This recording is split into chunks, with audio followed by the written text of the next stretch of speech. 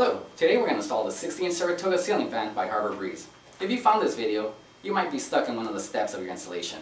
Please feel free to fast forward to that point by clicking on one of the links below. If not, I'm going to be going through this process from beginning to end. One note before we get started. You want to turn off your electricity at the breaker box and at the wall switch. If you're not comfortable working with electricity, please contact a licensed electrician. Another note, if you're replacing a ceiling fan, your outlet box is most likely acceptable for fan support. But if you're replacing a ceiling fan in place of a lighting fixture, you might want to make sure that your outlet box is marked acceptable for fan support. If not, just go to your nearest Lowe's and pick one up. Now that we've unpacked everything, we want to make sure that everything is accounted for. First, we have our mounting bracket, our canopy cover, our yoke cover, our 6-inch downrod, 5 blade arms, 5 blades, our fan motor assembly, our fitter plate, our light fitter assembly, our glass, 3 light bulbs, and our remote pack, which comes with a wall mount and a battery.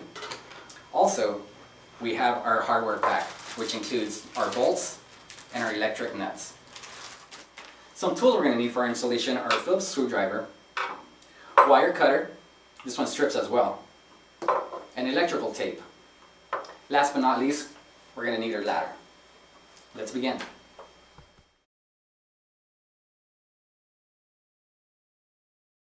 The mounting bracket simply slides into position to make for an easy installation. This just shows how it works.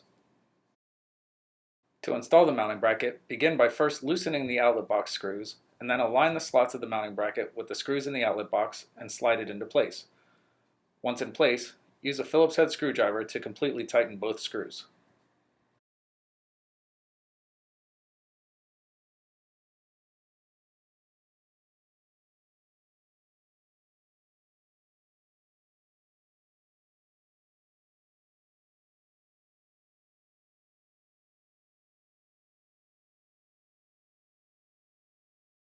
Before beginning, remove and save the locking pin and hanger pin from the bottom of the downrod assembly. Next, loosen but do not remove the 2 set screws located on the motor collar. Use a Phillips head screwdriver to loosen the screws.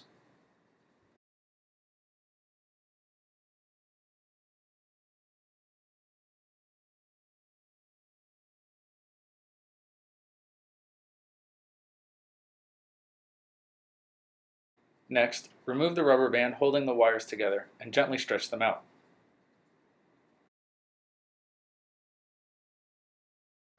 Next, insert the downrod through the largest opening of the canopy. Then place the trim ring onto the downrod, making sure that the slots are touching the canopy. Last, place the motor collar cover onto the downrod.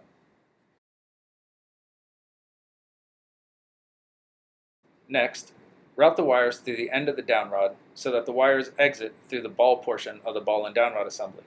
Gently pull the wires through. Tuck the small black antenna wire into the end of the downrod before inserting the downrod into the motor collar. Then align the holes in the end of the downrod with the holes in the motor collar and insert the hanger pin through those holes so that it exits through the opposite end. Insert the locking pin in the end of the hanger pin to secure it in place.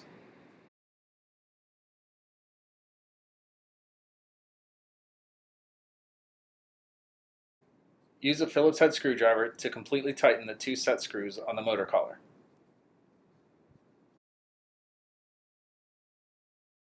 Once the set screws are tightened, slide the motor collar cover over the motor collar.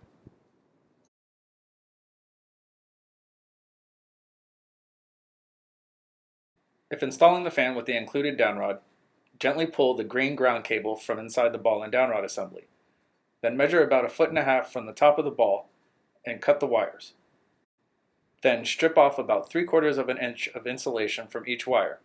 This will allow for ample room inside the canopy when wiring the fan and make hanging the fan easier.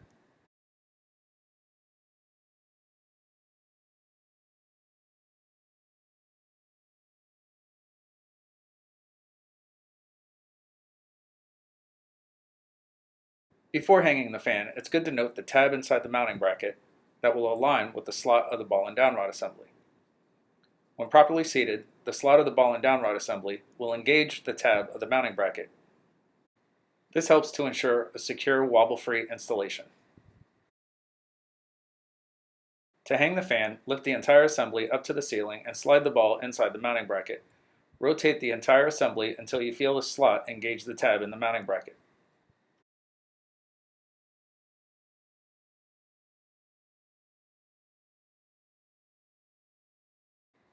Begin wiring the fan by taking the green ground wire from the mounting bracket and the green ground wire from the ball and downrod assembly. Twist those two strands together. Then connect those two wires to the bare copper wire from the house. Secure that connection using an included plastic wire nut and a piece of electrical tape.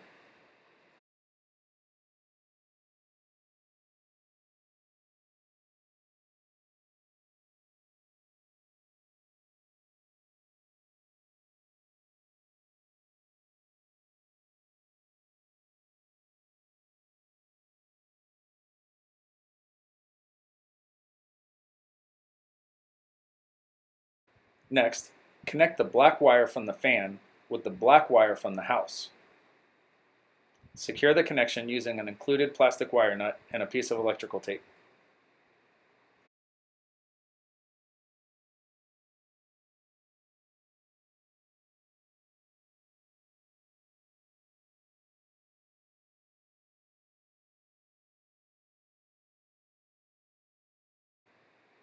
Last, take the white wire from the fan and connect that with the white wire from the house. Secure that connection using an included plastic wire nut and a piece of electrical tape.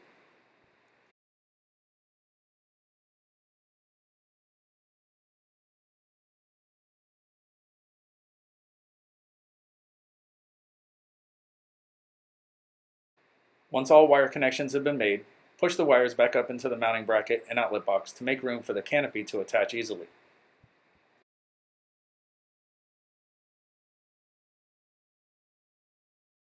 Lift the canopy towards the ceiling so that the keyhole slots in the canopy engage the two screws at the bottom of the mounting bracket. If the canopy doesn't engage those two screws, you may need to loosen them up to make room for the canopy to attach.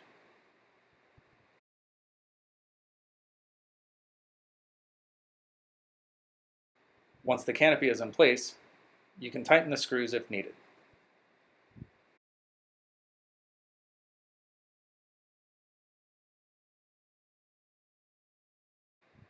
There are two slots on the canopy ring that align with the two screws in the bottom of the canopy. Align those slots and twist to engage the canopy ring and hold it in place.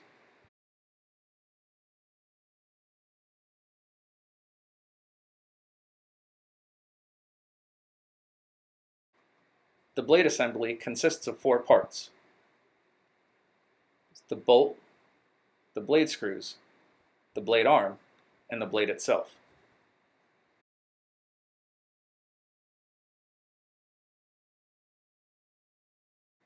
The top of the blade is labeled with a sticker that says "This side up."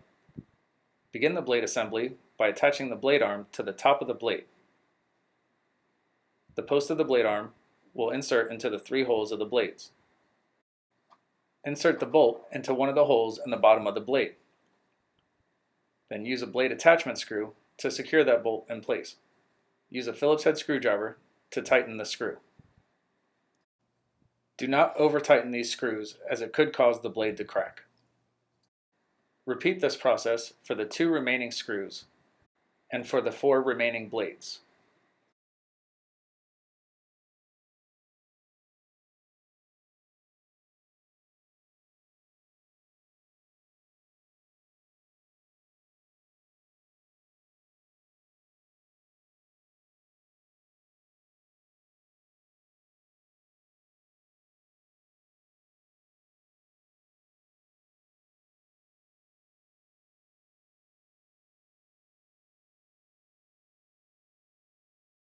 Insert the blade arm through the slot in the motor. Align the two holes of the blade arm with the two holes in the bottom of the motor. Then use the blade arm attachment screws to secure the blade in place. Repeat this process for the four remaining blades. Make sure to completely tighten all 5 blades.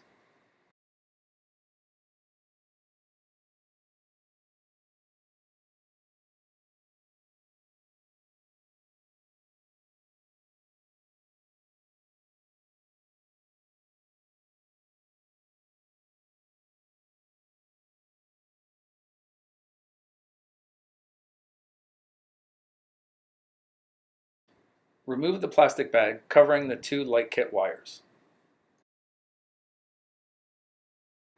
The light kit pan attaches to the fan using 2 keyhole slots and a standard screw hole. These will align with the 3 screws that are pre-assembled in the black bracket at the bottom of the fan motor assembly.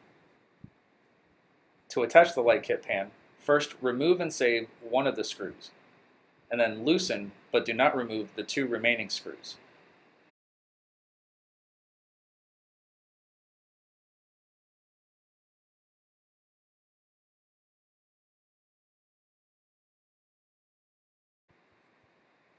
Align the 2 keyhole slots of the light kit pan with the 2 screws that were loosened in the black bracket.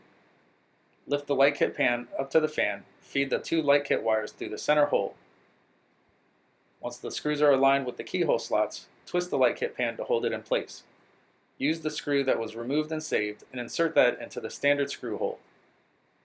Tighten that screw using a Phillips screwdriver. Then tighten the 2 remaining screws. Make sure the foil insulation side of the light kit pan is facing towards the floor. The light kit installs the same way as the light kit pan, using 2 keyhole slots and a standard screw hole. Those will align with the 3 screws in the light kit pan. Loosen, but do not remove 2 of the screws, and then remove and save the 3rd screw.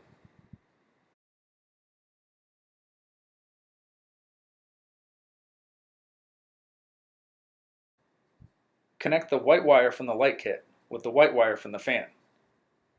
The molded adapter plugs will snap into place. Then connect the black wire from the light kit with the blue wire from the fan.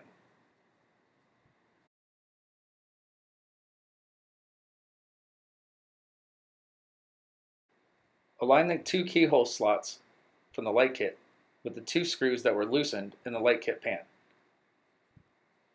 Push up and twist to engage those 2 screws. Then use the screw that was removed and saved and insert that into the standard screw hole of the light kit and use a Phillips head screwdriver to tighten the screw. Once the standard screw is completely tighten the 2 remaining screws.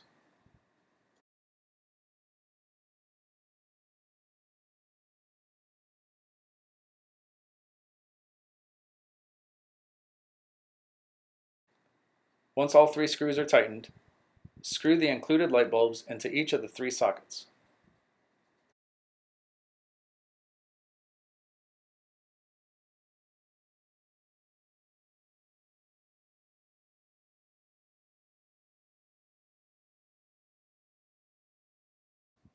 To install the glass, align the 3 flat areas of the glass shade with the 3 dimples in the light kit pan.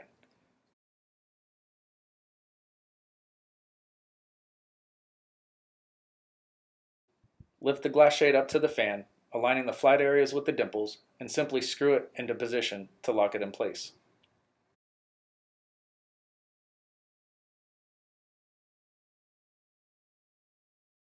The Saratoga fan features a remote control for easy operation. The center button of the remote control turns the fan on or off. The 6 speed buttons cycle through the fan's 6 speeds. Press the natural breeze button to randomly vary your fan speed and create a natural breeze effect. Press any of the other speed buttons to stop this feature. Press the Home Shield button to activate the Home Shield feature. This is a useful feature if you're going out and you want to create the illusion that somebody is home. Pressing the Home Shield button, the light will blink twice to let you know Home Shield is activated. Then the fan's light will randomly turn on for 5 to 20 minutes, and then off for an hour, and then back on for a random 5 to 20 minutes, and then back off for an hour. Press any other key on the remote to deactivate the feature. Press and release the fan's light control button to turn the fan's light on or off. Press and hold the light button to cycle through the dimming feature. Then release the button when your desired brightness level is reached. Pressing the walk-away delay will turn the fan and light off after 1 minute. This is useful if you want the fan and light on when you're leaving a room but off after you've walked out. The sleep timer buttons will turn the fan off at a desired time, either 2 hours, 4 hours, or 8 hours. The reverse switch controls the fan's airflow. The switch set to the sun icon has the airflow blow down during the warmer months, or if you set it to the snowflake icon, the air will go upward and pull warm air from your ceiling during the cooler months. The fan must be stopped before setting the switch. When the fan is turned back on, the airflow direction will correspond with the setting on the switch. If you have another remote control item in the area, you may need to change the dip switch setting to avoid possible interference between the two items. The dip switch is located in the battery compartment on the back of the remote control. Remove the battery cover to access the dip switch. Before changing the dip switch setting, make sure the power is off to the fan either at the wall switch or the breaker box. Then change the dip switch position and return power to the fan at the wall switch or the breaker box. Within 30 seconds, tap the Learn button. The fan's light will blink once the remote is paired.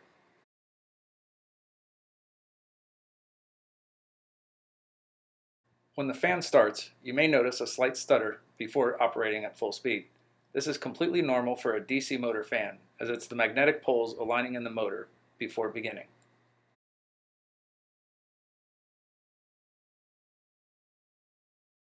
Time to sit back and enjoy your brand new ceiling fan. If you found this video helpful, please click the like button down below or click subscribe to the channel. This will help other people find the video as well. Thanks for watching, and as we always say, have a fantastic day.